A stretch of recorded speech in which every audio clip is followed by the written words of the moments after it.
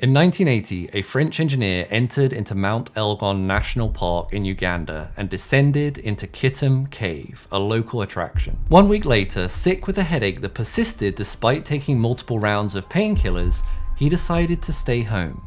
That pain began to spread across his back and through his body, and 3 days later he began to vomit. His eyes remained almost frozen in their sockets and his skin turned yellowish as small red speckles began to emerge. Desperately in search of a treatment, he boarded a plane to Nairobi as his nose began to bleed and he began heaving a dark, thick, black liquid. Upon arriving at the hospital, he died. In 1987, a Danish boy climbed the very same mountain and explored the cave during a family vacation. 11 days later, he too had died from similar symptoms. On the 20th of September 2022, the Mubende district in Uganda declared a state of emergency as citizens began to fall ill. Severe headache, fever, aches and pains, leading to abdominal pain, vomiting, and unexplained hemorrhaging. The culprits among all these cases were a family of viruses called filoviruses. The most recent in the district in Uganda, Ebola, the Danish schoolboy Raven virus, and for the French engineer, Marburg virus. What's more shocking is that all three of these viruses were thought to originate from the same cave system.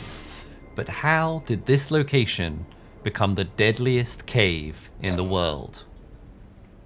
Okay, let me start this story with a description that I found of the walk up to Kittim Cave documented by one visitor. They write, "On the route up to Kittim Cave, nettles line the path, prickling and creating punctures on the skin. A swarm of moths and other flying insects seems to perpetually whirl around the mouth of the cave. There are sharp salt crystals lining portions of the walls and the roof, and the abrupt low ceilings in certain places make it almost inevitable to bump or cut your shoulders or head. The cave itself feels unusually dry and dusty, and there lingers a strange feeling in the air." And really, it's Kittim Cave's origin that is as, I think, fascinating as its reputation is morbid.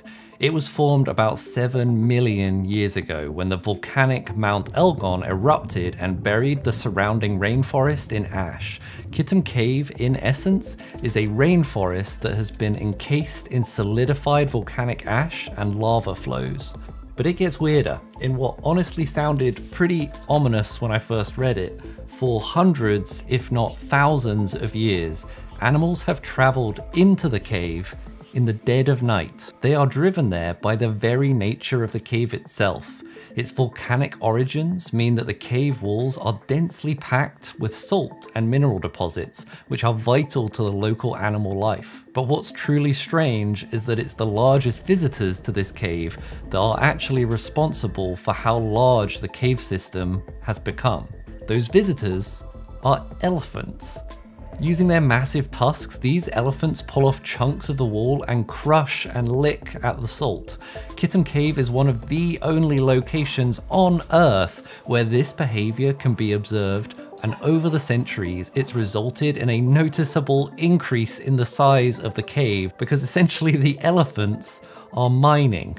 If you go in, you can look at the walls and the ceiling and you can see tusk marks by the thousand. However, even for these elephants, the depths of this cave aren't without their dangers. There is a deep crevasse into which many younger, more inexperienced elephants have fallen. And no, before you panic, I'm not going to show you a video of a baby elephant falling into a crevasse. I was worried too when I first saw this footage. There is, however, an elephant graveyard that's been discovered as their carcasses become mummified in the dry cave environment. This mining activity of these elephants draws in other animals, including bushbuck, buffalo, and hyenas, who come to Kittim Cave to consume the salt left over by the elephants. And those aren't the only inhabitants. The walls and floors of the cave are coated in bat droppings from a local population of fruit-eating and insect-eating bats that call the cave home. And if you go to look into the crevices of the cave, you will find a population of spiders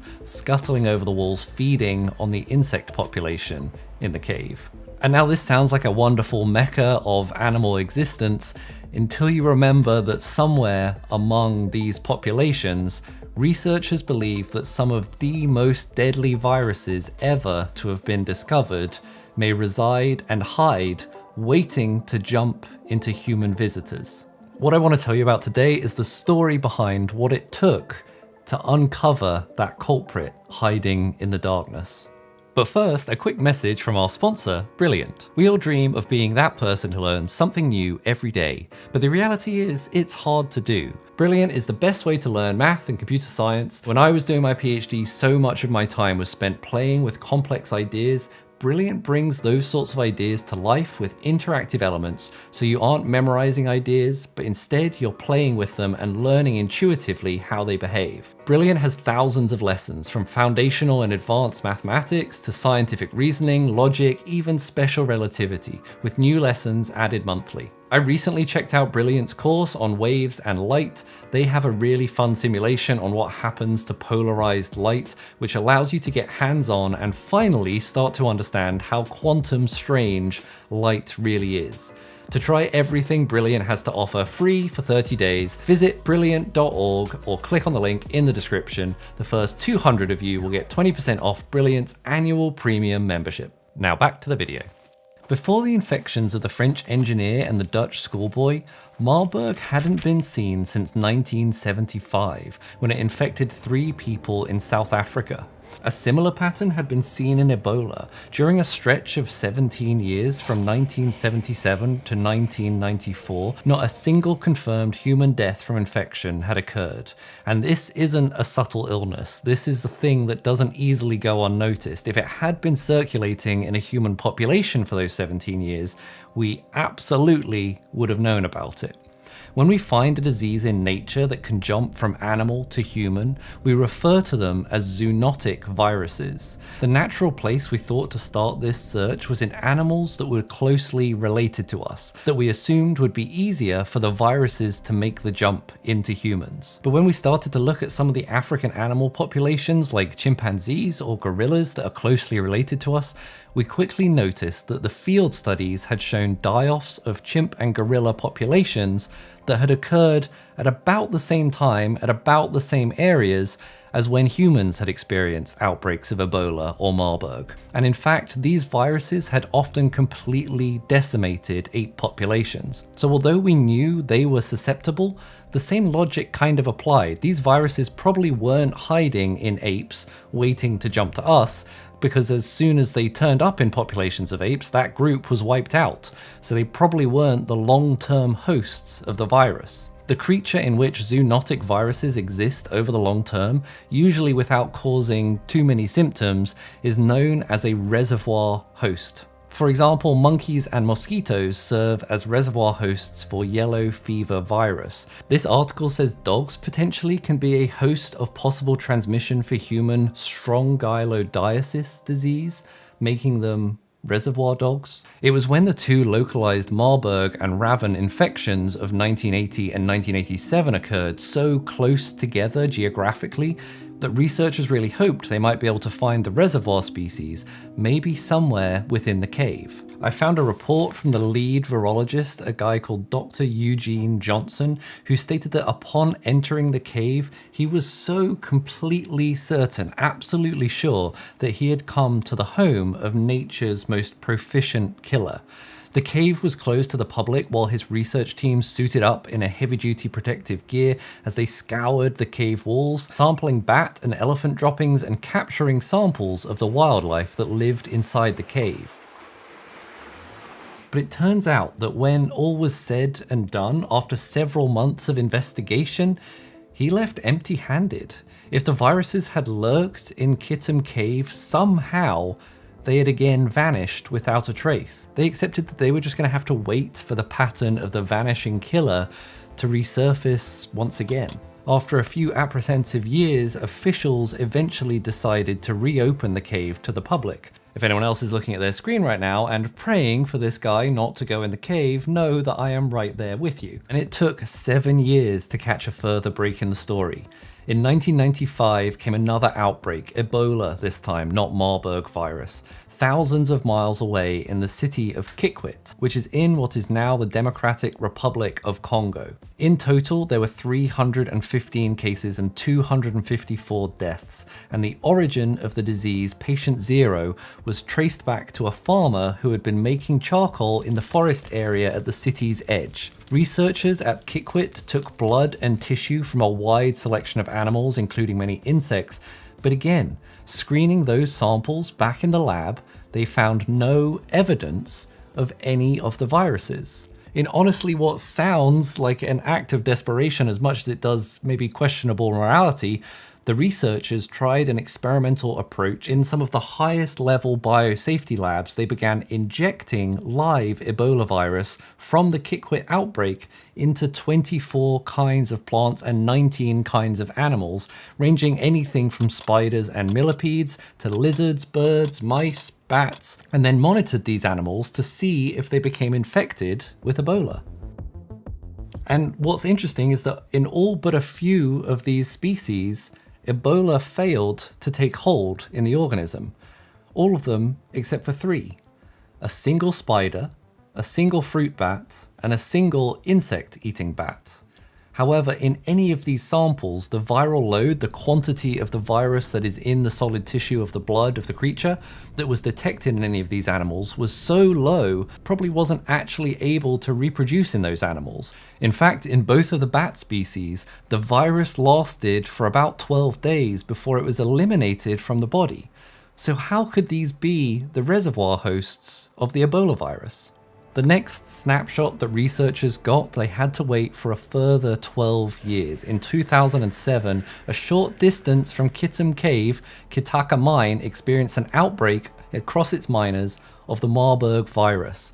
Scientists, for the very first time when they went out to survey the local animal population, found evidence of the virus in a local Egyptian fruit bat, the same species of bat that had been found years previously in Kitim Cave. Researchers estimated that only about 5% of the 100,000 bat colony at Kitaka was actually infected. It was the very first time that hard data implicating bats as a major natural reservoir of the virus had been detected. But here we have to ask ourselves, why had it taken researchers so long to manage to make this detection? Why hadn't they found it during any of the numerous previous outbreaks? And still to this day, as for the reservoir for Ebola virus, we actually have still no solid evidence as to its source in the wild. To answer this question, let's start by looking at the viruses.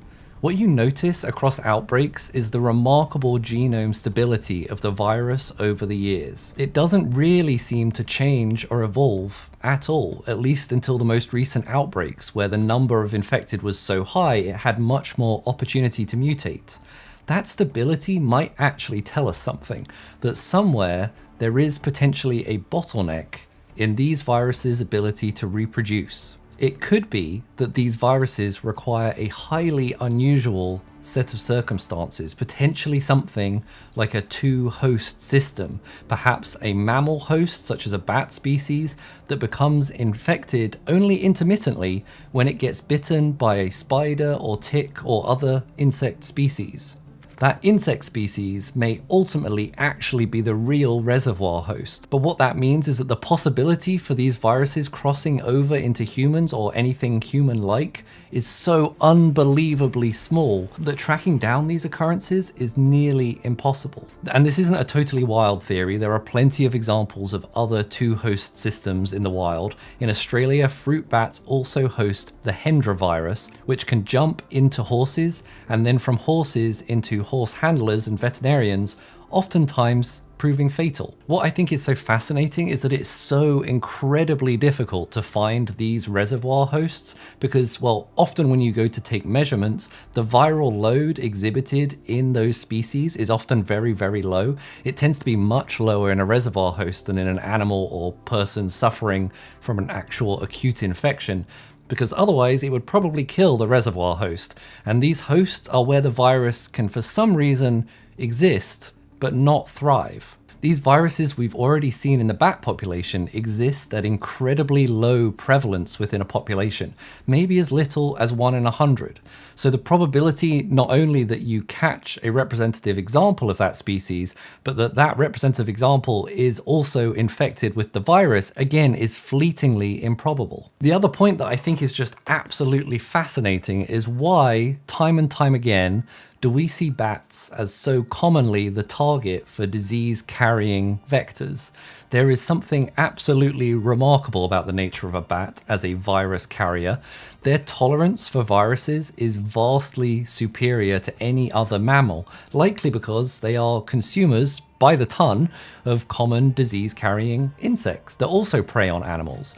So they are essentially acting as a virus accumulator, so their systems better be incredibly good at dealing with viruses. They are also, unfortunately, the only flying mammal, giving them huge ranges over which, yes, they can scour for food, but ultimately they can also spread disease. Further research has pointed at the region around Mount Elgon National Park, where several key bat species are believed to be resident, as very likely the hiding spot of all of these diseases, if not where they first originated from. We'll likely not ever find out what it is about this cave system that manifests such brutal viruses, but the proximity between so many animal populations over so many thousands of years may have just been the perfect petri dish to develop a deadly concoction.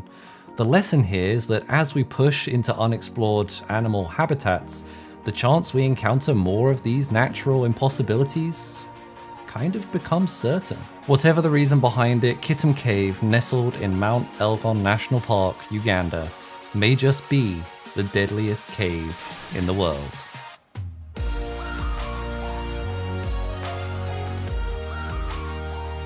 Hey guys, thanks very much for watching. If you enjoyed the video, please feel free to leave a like or a comment, maybe subscribe to the channel. Thanks very much for watching. I will see you next time.